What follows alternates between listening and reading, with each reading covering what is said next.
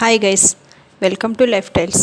ఈరోజు మనం సంజీవుడి చమత్కారం బేతాళ కథ చెప్పుకుందాం. పట్టువదలని విక్రమార్కుడు చెట్టు వద్దకు తిరిగి వెళ్ళి చెట్టుపై నుంచి శవాన్ని దించి భుజాన వేసుకుని ఎప్పటిలాగే మౌనంగా శ్మశానం కేసి నడుస్తూ ఉన్నాడు. అప్పుడు శవంలోని బేతాళుడు, రాజా, ఇంత అర్ధరాత్రి వేళ భీతిగొలిపే ఈ శ్మశానంలో నువ్వు పట్టిన ఏదైనా దీక్ష ప్రతిజ్ఞ నిలబెట్టుకునేందుకు ఇలా శ్రమపడుతున్నావేమో నాకు తెలియదు. కానీ కొన్ని పరిస్థితుల్లో అలాంటి వాటిని నిలబెట్టుకోవటం అసాధ్యమవుతుంది.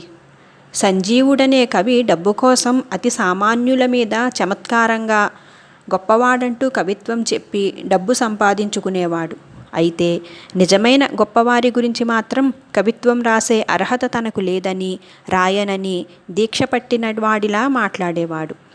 కానీ పరిస్థితుల ప్రభావం వల్ల అందరూ గొప్పవాడనుకునే ఒక రాజు మీద అతడు కావ్యం రాసి డబ్బు సంపాదించుకున్నాడు. నేనతడి కథ చెబుతాను, శ్రమ తెలియకుండా విను అంటూ ఇలా చెప్పాడు. ఒకానొకప్పుడు కుందన దేశాన్ని రవిచంద్రుడనే రాజు పరిపాలించేవాడు. ఆయన ఎక్కడికి వెళ్ళినా రాజునన్న అహంకారం లేకుండా సామాన్యులలో సామాన్యుడిగా కలిసిపోయేవాడు. ఆయనకు తనను ఎవరెంత మాట అన్నా కోపం వచ్చేది కాదు. భూలోకంలో అతడికి అంతటి శాంత స్వభావుడు లేడని పేరు. కుందన దేశంలోనే సంజీవుడనే కవి ఉన్నాడు. చమత్కారానికి అతడు పెట్టింది పేరు. ఎంత గొప్పవారినైనా అతడు తన చమత్కార కవిత్వంతో నవ్వులు పాలు చేసేవాడు. అతడి కవిత్వం వినాలని చాలామంది ఆశపడేవారు. ఒకసారి రాజాస్థాన కవి అయిన శ్వేతకేతుడు అనుకోకుండా సంజీవుడుండే గ్రామానికి వెళ్ళాడు. అక్కడ ఆయనకు కులదీపుడనే భాగ్యవంతుడు ఆతిథ్యం ఇవ్వటంతో మాటల సందర్భంలో కులదీపుడు సంజీవుడి కవిత్వం గురించి బాగా మెచ్చుకున్నాడు. శ్వేతకేతుడు సంజీవుడింటికి వెళ్ళి తనను తాను పరిచయం చేసుకొని కవిత్వం వినిపించమని కోరాడు. సంజీవుడు నవ్వి, కులదీపుడి మాటలు విని మీరు మోసపోకండి. ఆయనకు ఆగర్భశత్రువైన మణికంఠుడి మీద నేను చమత్కారంగా కొన్ని పద్యాలు చెప్పాను. అది చదివి అందరూ మణికంఠుణ్ణి వేళాకోళం చేశారు. అందువల్ల కులదీపుడికి నేనంటే అభిమానం. ఆయన మీద 4 పద్యాలు చెప్పేదాకే ఉంటుంది ఆ అభిమానం అన్నాడు. దీనికి శ్వేతకేతుడు కూడా నవ్వి, మీకు కులదీపుడంటే అభిమానమే. ఆయన మీద మీరు చెప్పిన పద్యాలు కూడా చదివాను. మీరు ఆయనను ఎంతో చక్కగా పొగిడారు అని అన్నాడు. ఆ పద్యాలు చదివి కులదీపుడు, గొప్పవాడనుకోకూడదు, నాకు 4 డబ్బులు అవసరమయ్యాయి. ఉత్తినే ఎవడు సాయం చేస్తారు? అలాంటప్పుడు అలా పద్యాలు రాసి డబ్బు సంపాదించుకుంటాను. డబ్బిచ్చి తన మీద పద్యాలు రాయించుకునేవాడు గొప్పవారు కాదు అన్నాడు సంజీవుడు. కానీ మీరు కులదీపుడి మీద పద్యాలు రాసినవి అద్భుతం, అనన్య సామాన్యం. అలాంటి పద్యాలు మీరు మా రాజైన రవిచంద్రుడి మీద చెప్పగలిగితే తరతరాలకు తరగని ఆస్తి సంపాదించుకోవచ్చు మీరు అన్నాడు శ్వేతకేతుడు. ఇందుకు సంజీవుడు అయిష్టంగా, అయ్యా, డబ్బు కోసం అడ్డమైన వాళ్లను పొగిడే నేను రవిచంద్రుడి వంటి గొప్ప రాజు మీద పద్యాలు చెప్పడం ఆయనకు అవమానం. నన్నిలాగే ఉండనివ్వండి అన్నాడు. శ్వేతకేతుడు అప్పటికింకేమీ మాట్లాడకుండా రాజధానికి వెళ్ళిన తరువాత రాజు రవిచంద్రుడికి సంజీవుడి గురించి చెప్పి, ప్రభు, ఇంతకాలం నేను చాలా గొప్ప కవినన్న అహంకారం ఉండేది. అది సంజీవుణ్ణి చూశాక పోయింది. డబ్బు కోసం అనర్హులను పొగుడుతున్నప్పటికీ అతడికి డబ్బాస లేదు. ఎందుకంటే తన చమత్కారంతో ఎందరో భాగ్యవంతుల మనస్సులను బాధపెట్టాడు. డబ్బు ఆశ ఉన్నవాడు ఇలాంటి పని చెయ్యలేడు అంటూ సంజీవుడి చమత్కారం గురించి కొన్ని అద్భుతమైన విషయాలు చెప్పాడు. రాజు రవిచంద్రుడు చమత్కార ప్రియుడు. ఆయన వెంటనే సంజీవుడికి కబురు పెట్టి తన వద్దకు రప్పించుకొని, కొంతకాలం నా ఆస్థానంలో ఉండి నా కోరిక తీర్చు. నీకు నచ్చితే నా ఆస్థాన కవిగా ఉండవచ్చు, లేదా నీ గ్రామానికి తిరిగి వెళ్ళి జీవితాంతం ఎటువంటి లోటు లేకుండా జీవించవచ్చు అని చెప్పాడు. సంజీవుడు క్షణం ఆలోచించి, ప్రభు, మీరెవరిపై కోరితే వారిపై కవిత్వం చెప్పగలను నేను. కానీ ముందుగా మీకు మాత్రమే వినిపించి అటుపైన సభలో వినిపించగలను అన్నాడు. అందుకు రాజు, అలా వద్దు, సభికులతో పాటు మొదటిసారి వినటంలోనే నాకు కూడా ఆనందం ఉంటుంది అన్నాడు. అయితే సంజీవుడు అందుకు అంగీకరించలేదు. సరేనని రాజు ఒప్పుకున్నాడు. అప్పుడు సంజీవుడు రాజుతో ఇలా అన్నాడు: ప్రభు, నేను మీ వంటవాడిని చూశాను. నాకెంతో ఆశ్చర్యం కలిగింది. వంటవాడి వంటలు రుచి ఎక్కువగా ఉండటం వల్ల రాజు వంటవాడికి కూడా మిగల్చకుండా వండిందంతా తినేస్తున్నారేమో అనిపించింది. విషయం ఏమిటని వాణ్ణి అడిగాను. దానికి వంటవాడిలా చెప్పాడు: రాచకార్యాలలో ఉండి రాజుకు తిండి దృష్టి ఉండదు, రుచి పట్టింపు లేదు. ఆ కారణం వల్ల వంట ఎలా వండినా ఆయన తినేస్తారు. అందుకని వంటవాడు తను రుచిగా తినాలంటే వేరే వంటవాడిని పెట్టుకున్నాను అని చెప్పాడు. ఇది వింటూనే రాజు పడి నవ్వి సంజీవుణ్ణి మెచ్చుకున్నాడు. తర్వాత సభలో కూడా సంజీవుడి చమత్కారాలని అందరూ మెచ్చుకున్నారు. ఈ విధంగా సంజీవుడు సభ జరిగినప్పుడల్లా ఎవరో ఒకరిపై చమత్కరిస్తూ ఉండేవాడు. అతడి చమత్కారాలు వినటం కోసం సభకు జనం రావటం కూడా పెరిగింది. రవిచంద్రుడికి 4 మంత్రులున్నారు. వాళ్ళు రాజుకు చాలా నమ్మకస్తులు. ముఖ్య విషయాలలో వారిని సంప్రదించకుండా ఎటువంటి నిర్ణయం తీసుకునేవాడు కాదు రాజు. ఆ 4లోనూ ముఖ్యుడు వీరవరుడు. ఆయన తలుచుకుంటే రాజును దేనికైనా ఒప్పించగలడని అంతా చెప్పుకుంటూ ఉంటారు. సంజీవుడు ఒక రోజున వీరవరుడి మీద చమత్కార కథ అల్లాడు. ఆ కథ ప్రకారం ఒకసారి రాజుకు ఏమాత్రం ఇష్టం లేని పనికి వీరవరుడు రాజుని ఒప్పించాడు. అందువల్ల ఆ తర్వాత రాజుకి చెప్పలేనంత మేలు జరిగింది. రాజెంతో సంతోషించి ఆయనకు రత్న కంకణాన్ని బహూకరిస్తే వీరవరుడు అది తనకు వద్దని అంతకంటే చిన్నదైన రత్న కంకణాన్ని కోరాడు. ఎవరైనా ఇంకా పెద్దది కావాలంటారు, కానీ నువ్వు చిన్నదడుగుతున్నావేమిటని రాజు ఆశ్చర్యపడ్డాడు. పెద్దదైతే తన భార్య చేతికి వదులవుతుంది అన్నాడు మంత్రి. నీ భార్యకు నువ్వే వేరే రత్న కంకణాలు చేయించలేవా? నీకు నేను కానుకగా ఇస్తున్నది చిన్నది చేయించమనటం బుద్ధిహీనత కాదా అని అడిగాడు రాజు. ప్రభు, తమరి దయ ఉన్నంతకాలం నా భార్యకు నేను ఎన్ని రత్న కంకణాలైనా చేయించగలను. కానీ తమరిస్తున్న ఈ కానుక నాకు కాదు, ఆమెకే. ఆమె ఒప్పుకుని ఉండకపోతే నేను తమకి ఆ సలహా ఇవ్వగలిగేవాణ్ణి కాదు అన్నాడు వీరవరుడు వినయంగా. వీరవరుడు భార్య మాట జవదాటడని అంతా చెప్పుకుంటారు. అందువల్ల సంజీవుడు చెప్పింది విని రాజు పొట్ట చెక్కలయ్యేలా నవ్వుకున్నాడు. రవిచంద్రుడికి 2వ మంత్రి సుబుద్ధి. ఆయన ఆధీనంలో సైన్యాధిపతి ఉంటారు.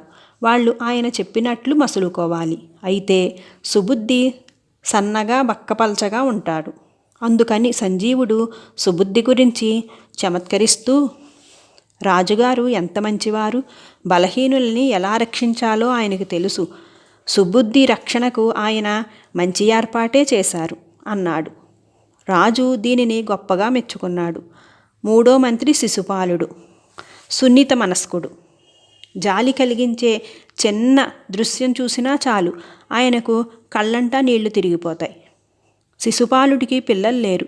పిల్లల కోసం ఆయన ఎన్నో పూజలు వ్రతాలు చేస్తున్నాడు. సంజీవుడు శిశుపాలుడి గురించి చమత్కరిస్తూ,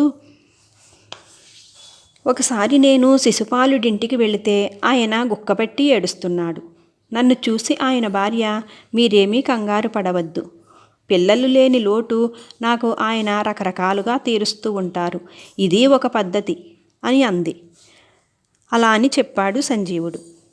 రాజు రవిచంద్రుడు ఇది విని చాలాసేపు ఆగకుండా నవ్వి, సంజీవ, గుక్కపట్టి ఏడుస్తున్న శిశుపాలుణ్ణి సముదాయించే భార్యను తలుచుకుంటే నాకు అసలు నవ్వే ఆగటం లేదు.